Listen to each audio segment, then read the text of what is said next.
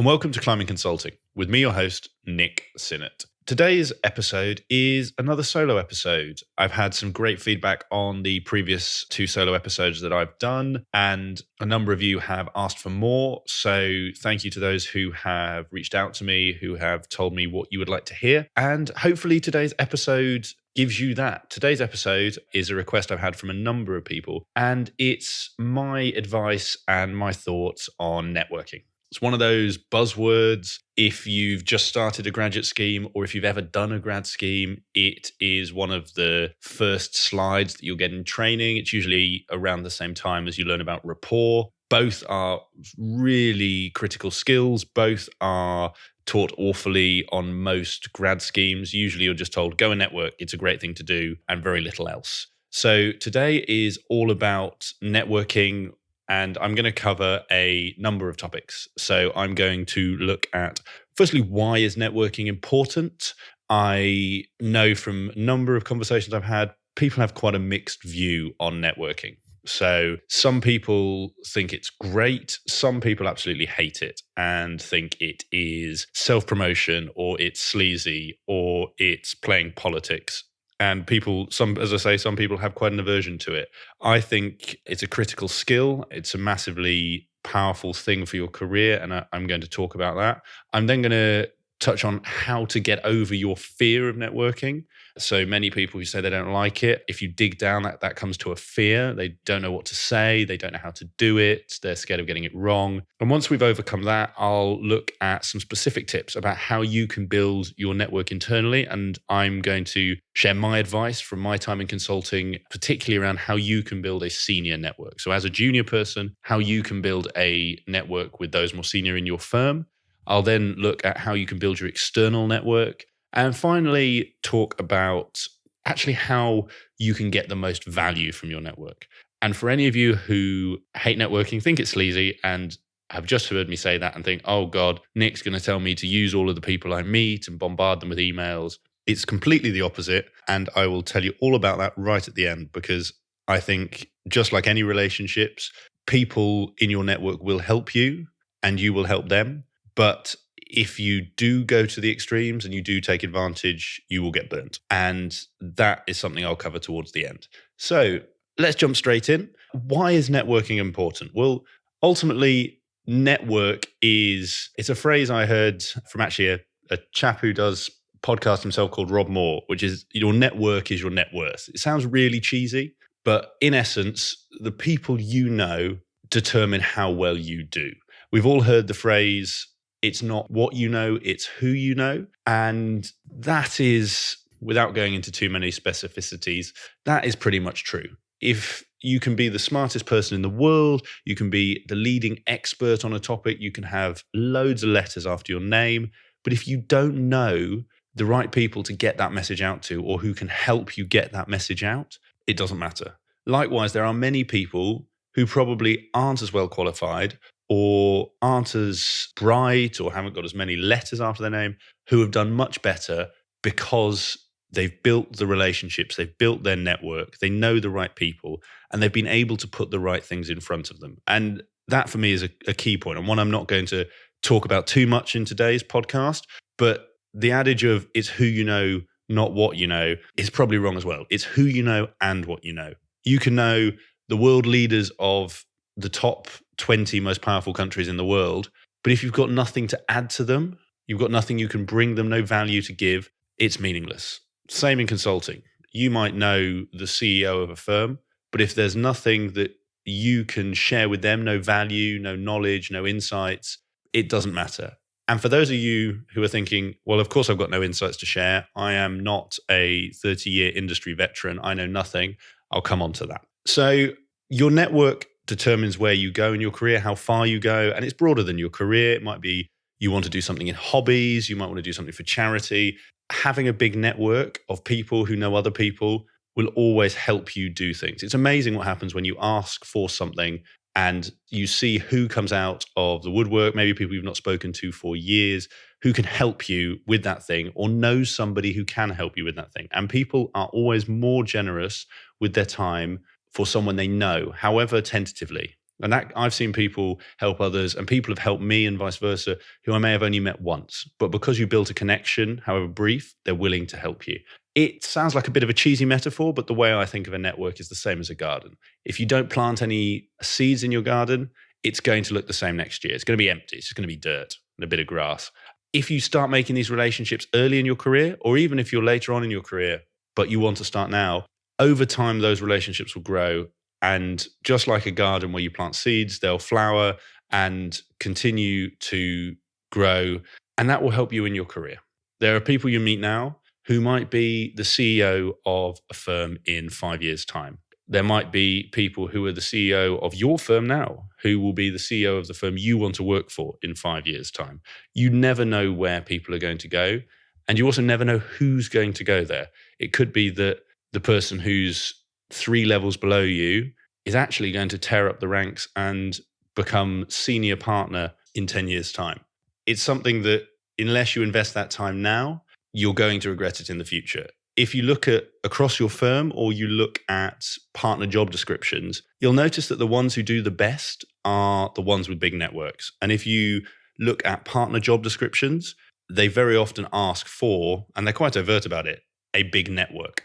The ones who stagnate, the ones who do not make it to that top level, again, assuming that's your goal, are usually the ones who are stuck in delivery mode and don't have a network to reach out to talk about propositions, to talk about sales, to talk about working with on future projects. Something I know Stephen Newton talked about, and more with a sales angle. But you can't go out and sell to people if you don't know them. You can, in fact, I correct myself, but it's much harder. Consulting is very much about relationships, and cold sales are very, very difficult. If you have built your network successfully and cultivated it over time, those relationships will grow. And in 5 to 10 years' time, or even less, when you are looking for people to talk to about your new consulting proposition, your new practice area, the new piece of thought leadership you want to get out, these will be the people you go to and who can help you. So that's why networking is important from a personal perspective. Just to give you some insights into me, I've actually never got a job through a recruitment firm or through a formal application except for my graduate scheme. Every other job has come through a referral from my network. I've obviously still had to interview for them and go through the whole process, but I got my foot in the door through my network. Even my first graduate scheme, I found out about the internship because of someone in my network who worked at the firm. They said, you might like this, why don't you apply? I would not have known about it at all if I didn't know them. So hopefully I've now sold you on why having a network is important, why networking is important. Fundamentally, it's about getting to know people, and the more people you know, the more chances you can help them and they might be able to help you. But there will probably still be people out there thinking, oh, that's great, Nick, but I hate networking. I don't even know what to say. You've told me I should go out and speak to people. What do? I go and have a coffee with them. What should I talk about? I've got nothing to talk about. And that's something you hear much more regularly than you would think. I don't know what to say to people. What do I talk about with them? Well, this is where I bring it back to, what do you do when you meet other strangers?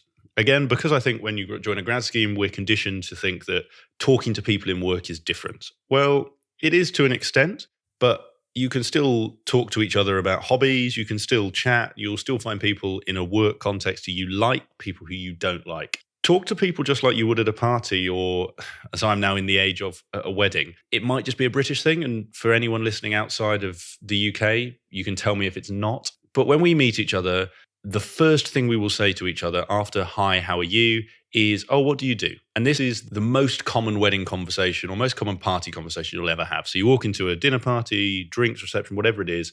Oh, hi, how are you? Yeah, I'm good. Oh, so what do you do? And this, most people say it because they don't know what else to say. But this conversation plays out in every social event you'll ever go to.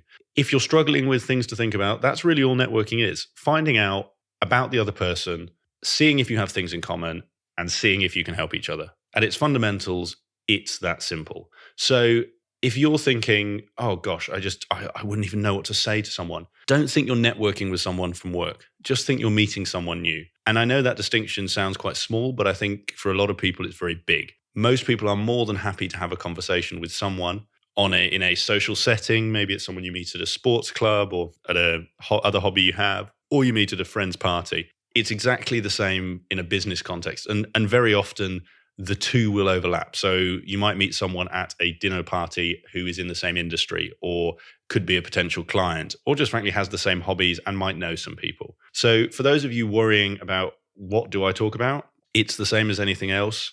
Speak like you are at a wedding, ask people what they do, listen to them. As Suki Thompson said, it's amazing how interesting people can be when you listen. I think very often we all use too much of our mouths and not enough of our ears. And if you actually listen and ask questions, you will find something interesting about someone to talk to.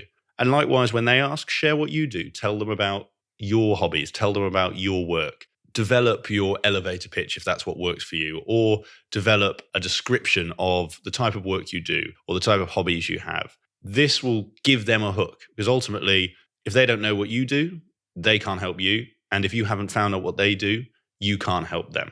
So hopefully that's helped with getting over your fear of networking. Treat it like any other social interaction at a party or a dinner. Listen, share information about you as well. Make it succinct, make sure they know about you. And if you get on, well, go out for another coffee. It's as simple as that. But it is amazing how many people find that a real challenge. So go do that. If you're still nervous about networking, and this brings us nicely on to networking internally actually in your firm, a great way to start with this is actually just talking to people at your company events. So if you work in a consulting business, I imagine your company will have drinks events, they will have summer parties, they will have Christmas parties, you'll have client drinks. There's lots of chances to meet people, get to know each other. Use those events as a chance to get over that fear of networking. Go over to people you've never met that aren't in your practice area and introduce yourself. Find out about them. You've always got something in common. You've got the fact you work at the same firm. You know some of the same people. That should instantly bring down the barriers, stop any nervousness, stop any awkwardness, and give you something to talk about. If you really can't think of anything, talk about the people you know or the projects you're working on or why your company could pay you more. Everyone loves to moan about things their company do wrong. Maybe talk about why the dress code isn't like you'd want, or why the office hasn't been refurbished, or if the office has been refurbished, how nice it looks. Use those events as a way to overcome that fear of networking and getting to know people. I used to go to plenty of these events, and it's very easy just to chat with your friends or colleagues that you know well, have a couple of drinks, and not talk to anyone new. If you want to improve your networking and it is a challenge for you, use those events as a sandbox, as the best place to test out different styles, approaches, what works for you, what you find works for others. It's very hard to go wrong. So that's a nice segue, as I said, into internal networking. And I want to touch on how to, particularly for those of you who are more junior, develop your senior network. So I am a big believer that you learn quickest by learning from those at the top who have done it. I think it's Tony Robbins who says success leaves clues. And if you look at and watch the most senior people in your firm, you will start to identify trends and patterns in what they do, how they do it, that you can begin to emulate. So I'm a massive believer in finding senior mentors or senior people to learn from. And this is a key part of networking. So how to network with senior people? Well, the first step is identify who you want to speak to or who you want to get to know and why do you want to get to know them. So it's very easy, and I'll say I was in a mid-sized firm, so it's maybe different for a big firm, but it's very easy just to say, I want to get to know all the partners. And you could do that over time. But to start with, who is it you want to get to know? Is it the people who lead your practice? Is it a partner who leads an area you're really interested in, or a client account manager who's working on a really interesting client that you want to learn more about and maybe get on at some point? Find that person or people and then frankly just reach out to them. Drop them a message.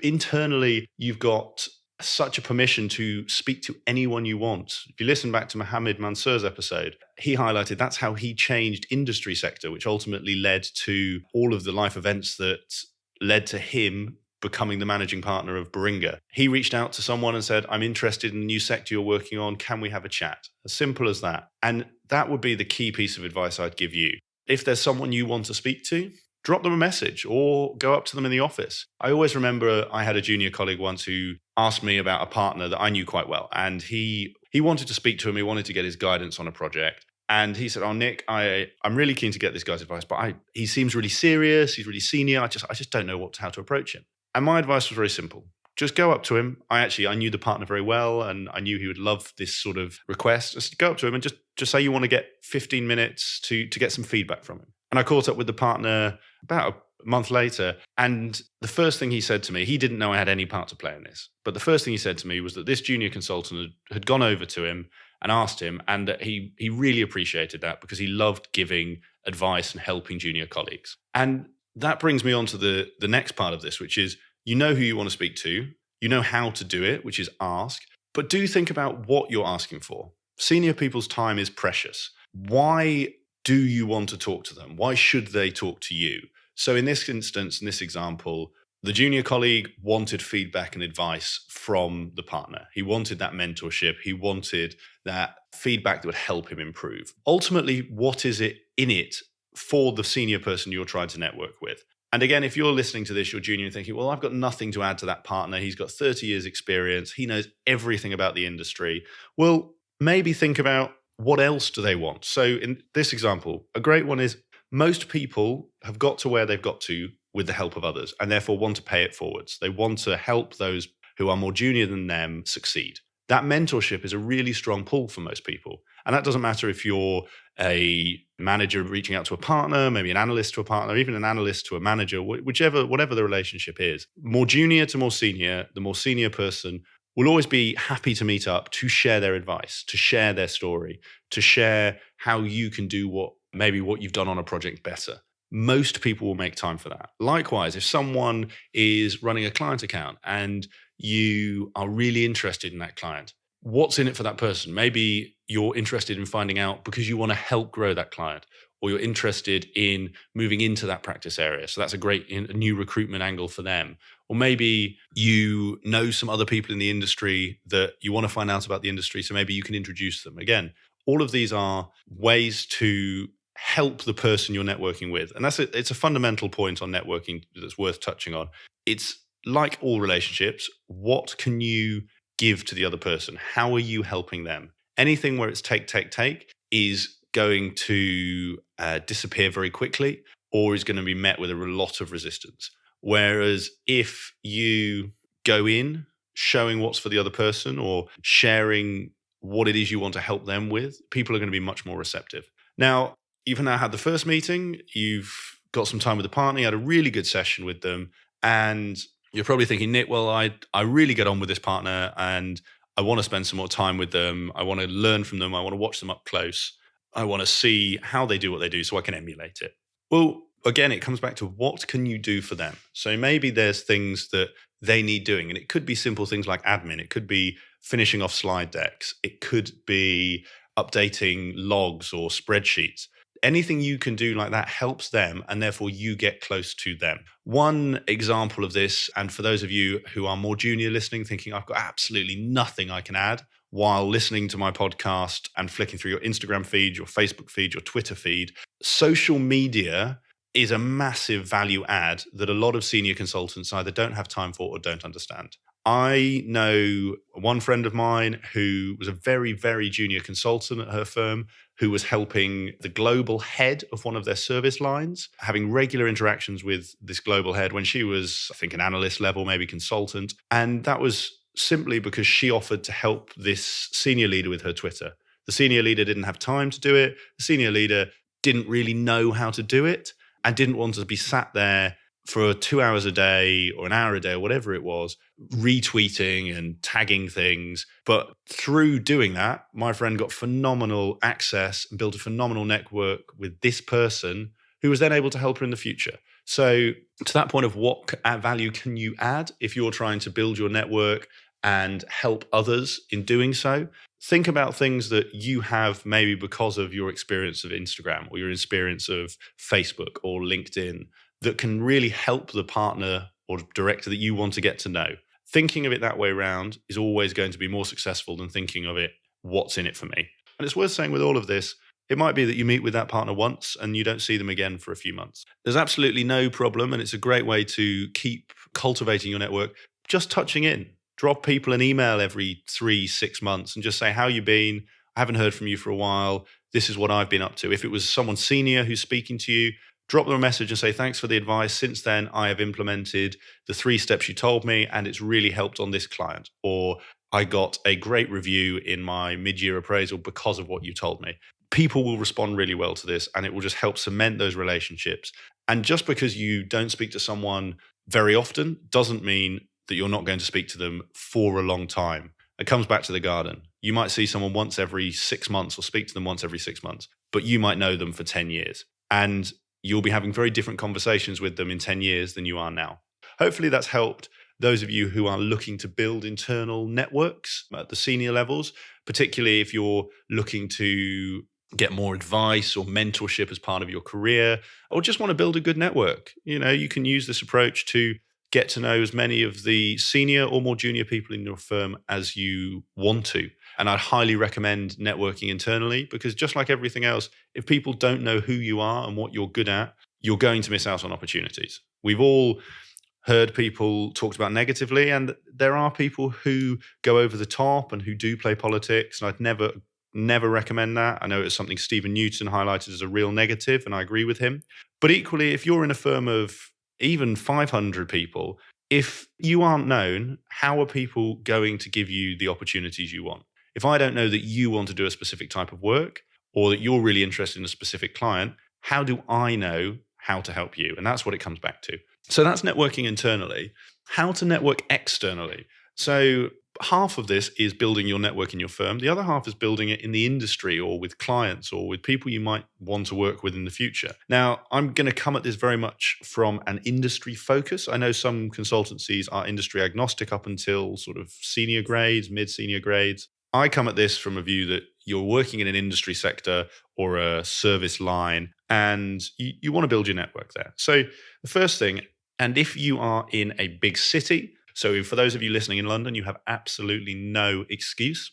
Go on meetup.com, or frankly, just go on Google and put in your industry plus networking event. So if you work in financial services, let's say you work in insurance. That's the industry I've spent most of my career in. If you go insurance plus networking event, or insurance plus young networking event, insurance plus young professionals, you will find a load of networking events. They might not all be right for you, but you will find a ton of them. Go to some of these. Go along, meet some other people, listen to some interesting talks, get talking to people after the talk.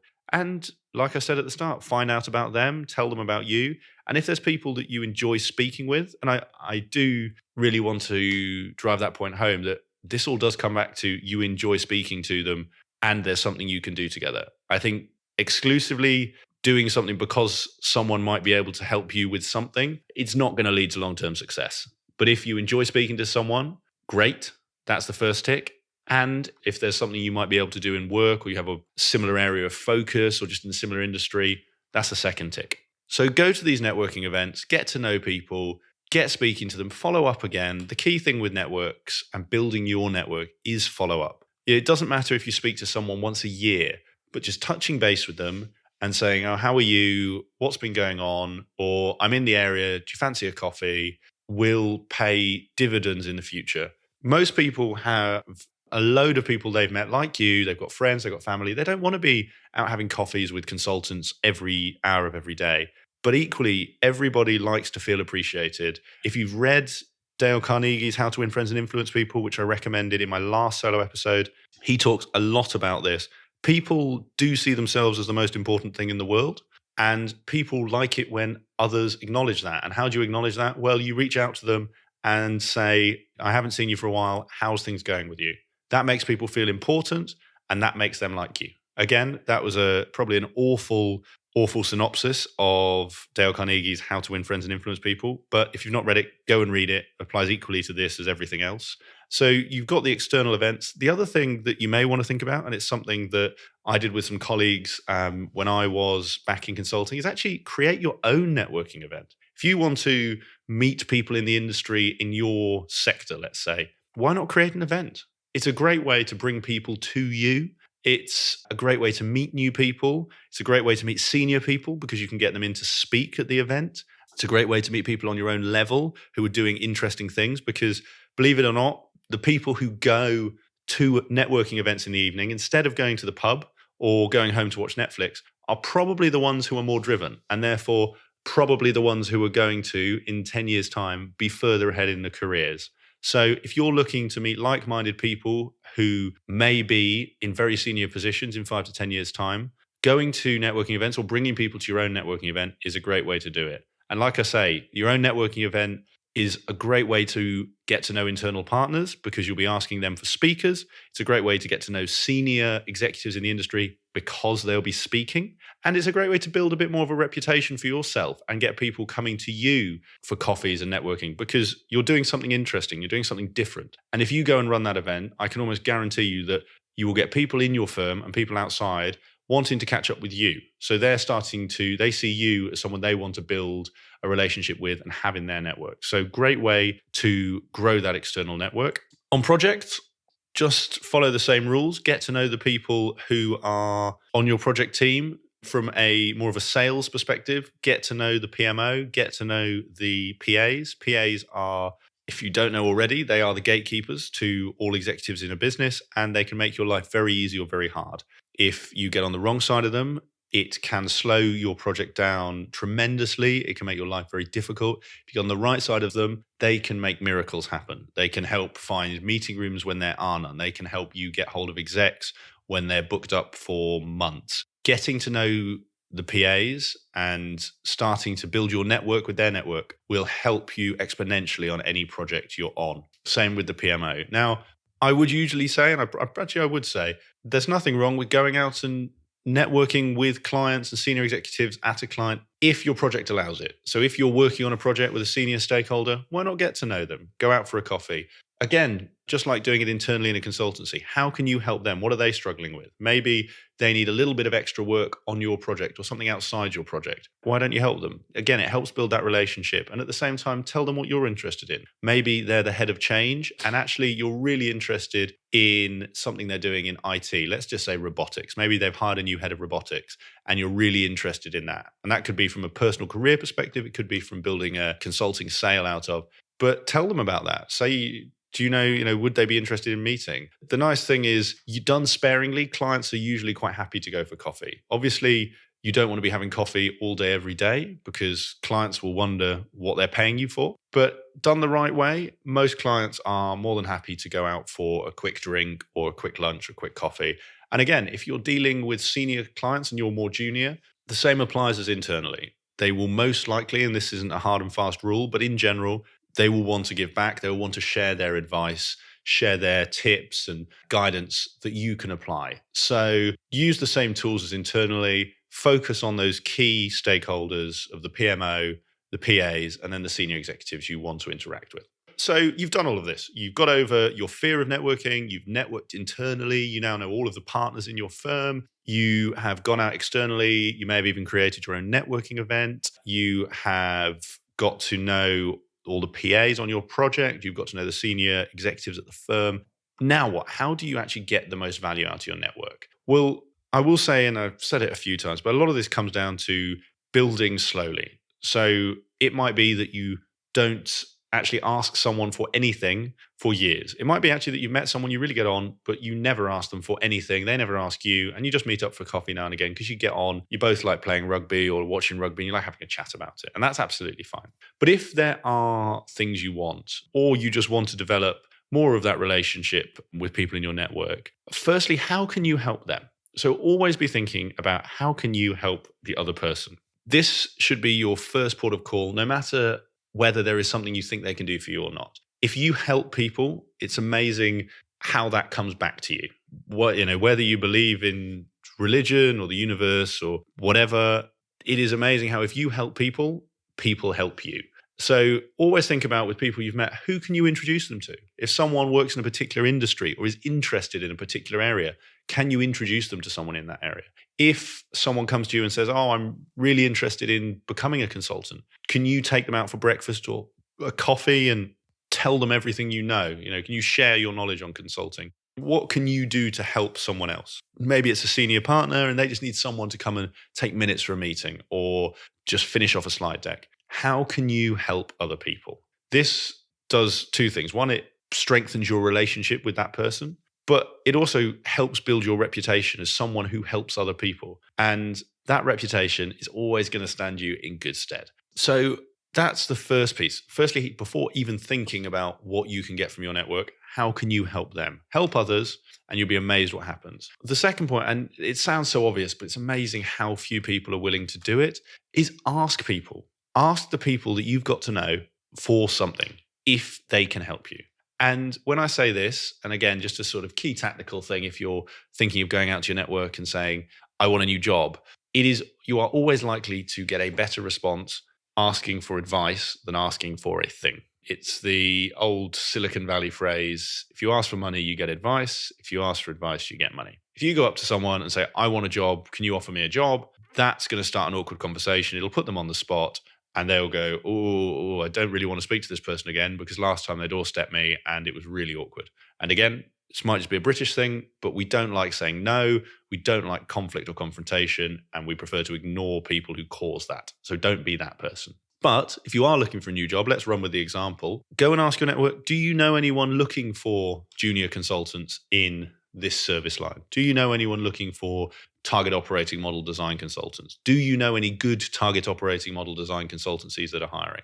You would be amazed what your network can help you with and who they can connect you with. And that's the biggest part of this is the network effect that we've all heard about is a multiplier.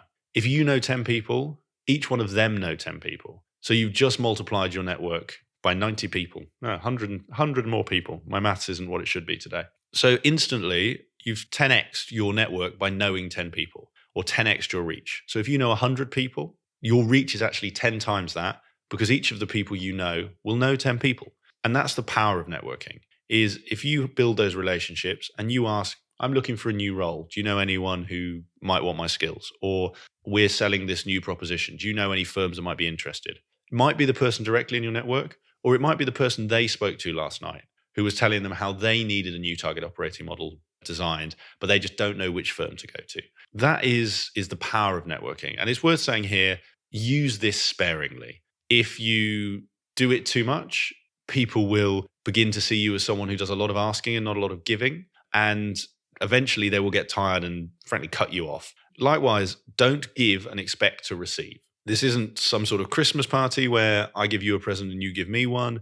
If you go into a relationship like that, again, people will feel slightly cheated. They will feel like you have only done something for them to get something. And again, that'll get a negative response. That'll end up damaging your relationship and won't help you in the long term. Always be sparing. Always use your judgment. A number of my guests have talked about emotional intelligence. So Matt Chung, Minesh Jobanputra highlighted it's a key skill, and it is. It's the same here. Use that emotional intelligence. There'll be people in your network who you can ask for quite a bit of, or you can ask for some big things. There'll be people in your network who you probably never want to ask for something from because it will damage the relationship.